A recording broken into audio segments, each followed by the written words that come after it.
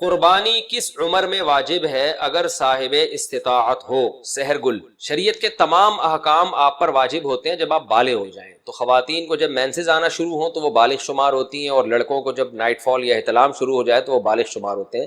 اور اگر یہ علامتیں عورت میں یا مرد میں ظاہر نہیں ہوئی ہیں تو اسلامی لحاظ سے جب بھی کوئی لڑکا یا لڑکی 15 سال کا ہوگا تو وہ بالغ سمجھا جائے گا. تو بالغ ہوتے ہی شریعت کے تمام احکام آپ کی طرف متوجہ ہو جاتے ہیں. تو اس عمر میں اگر صاحب نصاب ہیں تو قربانی واجب ہے، مرد ہو یا عورت. اپنی قربانی چھوڑ کر والدین کی طرف سے قربانی کرنا، میں اس سال اپنی قربانی نہ کروں، والدین کی طرف سے کر لوں، تو کیا یہ جائز ہے؟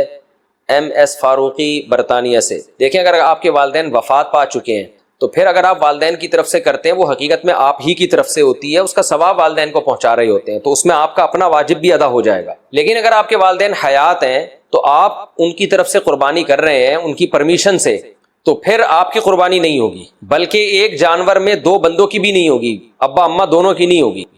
دو حصے لینے پڑیں گے یا دو جانور کرنے پڑیں گے، تب ابا اور اماں کی ہوگی. تو ایسی صورت میں پھر آپ اگر صاحب نصاب ہیں تو آپ گناہ گار رہ جائیں گے. تو اگر آپ کے والدین حیات ہیں، زندہ ہیں، تو پھر تو آپ اپنی طرف سے قربانی کریں، اور والدین صاحب نصاب ہیں تو ان کی طرف سے الگ کر لیں، صاحب نصاب نہیں ہے تو ضرورت نہیں ہے کرنے کی.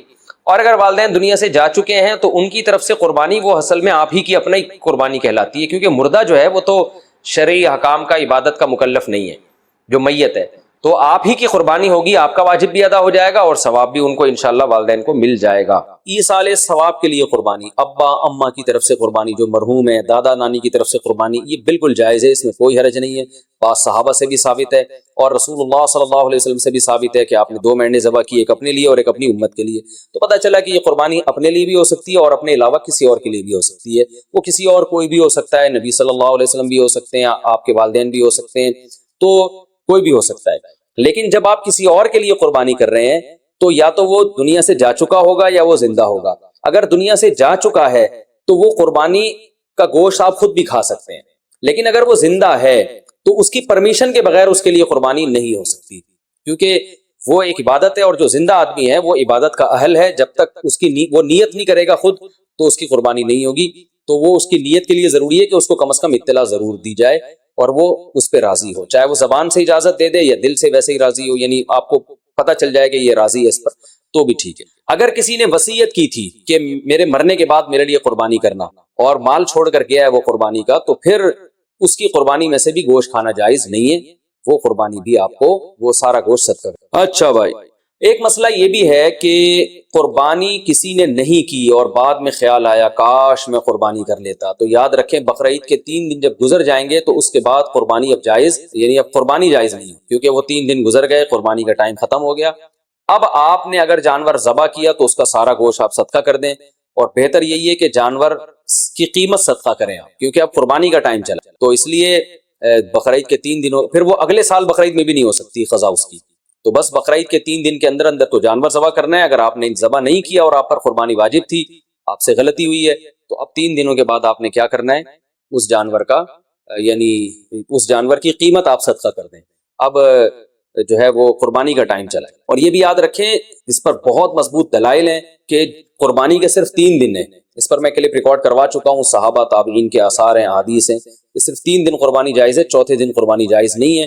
بہت ساری روایات ہیں اس پر صحابہ کرام کی، تقریباً اجماع ہے اس کے اوپر کہ چوتھے دن قربانی جائز نہیں ہے. اور جو چوتھے دن والی حدیث ہے وہ بالاتفاق ضعیف ہے. تو اس لیے اپنے اہم ترین عبادت کو آپ ضائع نہ کریں، جو اللہ نے ہمیں 3 دن بتائے ہیں اسی میں قربانی کریں، اور وہ اتنے دن ہیں کہ ہمیں چوتھے دن کی طرف جانے کی ضرورت بھی نہیں. لیکن اگر کوئی کر رہا ہے تو بحث مباحثہ نہ کریں، لڑائی جھگڑا یہ بھی اچھی چیز نہیں ہے. آپ خود احتیاط کریں، صرف 3 دن، اور جتنے لیٹ کریں گے قربانی کا ثواب کم ہوگا. پہلے دن سب سے زیادہ، دوسرے دن اس سے کم، تیسرے دن اس سے بھی. اچھا بھائی، اور مسئلہ کیا ہے کہ قربانی میں عقیقے کی نیت کرنا، یہ سوال بھی بہت پوچھا جاتا ہے. بالکل جائز ہے. آپ ایک گائے لے کر آئے تو آپ اس میں اپنے بچوں کا عقیقہ بھی کر سکتے ہیں، اور قربانی کا یعنی بیٹے کا، لڑکے کی طرف سے 2 حصے ڈال دیں اس میں، اور ایک اپنی قربانی بھی کر لیں، یہ بھی بالکل جائز ہے. اچھا بھائی، اور نابالغ اولاد کی طرف سے قربانی، دیکھیں جو نابالغ اولاد کی طرف سے قربانی ہے اگر تو انشاءاللہ اس کو ثواب ملے گا. قربانی وہ آپ ہی کی طرف سے ہوگی، تو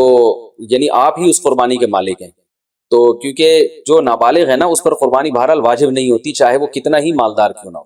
اور اگر بالکل ہی چھوٹا بچہ ہے تو پھر اس کی طرف سے قربانی کا مطلب یہ ہوتا ہے کہ آپ خود ہی بس قربانی کر رہے ہیں، تو وہ قربانی کا اہل نہیں ہے، اس کی طرف سے قربانی نہیں ہے۔ ہاں اگر وہ سمجھدار ہے، بلوغت کے قریب ہے، تو پھر اس کی طرف سے قربانی ادا ہو جائے گی، اگرچہ اس پہ واجب ہے نہیں، تو یہ کر سکتے ہیں، اس میں کوئی حرج نہیں ہے۔ اچھا، ایک اہم مسئلہ یہ بھی ہے کہ اونٹ کو ذبح کرنا یہ سنت نہیں ہے، اونٹ کو نہر کرنا سنت، کھڑے کھڑے اس کی ٹانگ باندھ کے نا یہاں چاقو مارا جاتا ہے، اور ایکسپرٹ جو قصائی ہوتے ہیں وہ ایسے زور سے کٹ لگاتے ہیں کہ ایک دم فوارہ نکلتا ہے، اونٹ بہت جلدی ٹھنڈا ہو جاتا ہے، اور جو اناڑی ہوتے ہیں وہ بہت تکلیف دیتے ہیں جانور کو، وہ گھماتے رہتے ہیں اس میں، اور ان کو صحیح نس ملتی نہیں ہے، رگ ملتی نہیں ہے، اونٹ کا خون کم بہتا ہے، وہ بہت دیر سے اس کی جان نکلتی ہے، تو یہ بہت جو ہے وہ اچھا کام نہیں ہے جانور کو تکلیف دینا۔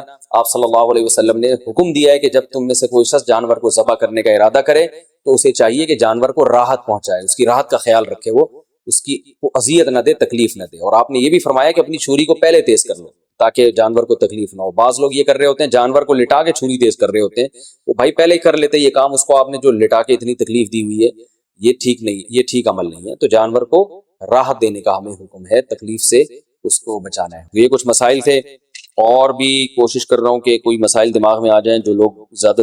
ایک اور مسئلہ رہ گیا کہ قصائی کو گوشت کی اجرت کے طور پہ دینا جائز نہیں ہے، قصائی کو الگ سے اجرت دیں، گوشت ویسے ہی جب بیٹھا ہو تو کھانا وانا گوشت پکا کے کھلا سکتے ہیں، سب کھا رہے ہوتے ہیں تو وہ بھی کھا سکتا ہے، لیکن گوشت جو الگ سے قصائی لوگ سائڈوں پہ نکال لیتے ہیں، پٹ کا گوشت الگ کر دیا، چانپیں ادھر کر دی، بہت ہاتھ گھوم رہے ہوتے ہیں بعض قصائیوں کے، تو ان کو منع کریں اس عمل سے، اور خاص طور پہ جو مشترک جانور ہے حصوں والا، اس میں تو یہ عمل اور بھی برا ہے۔ اللہ تعالیٰ عمل کی توفیق عطا فرمائے۔ وما علینا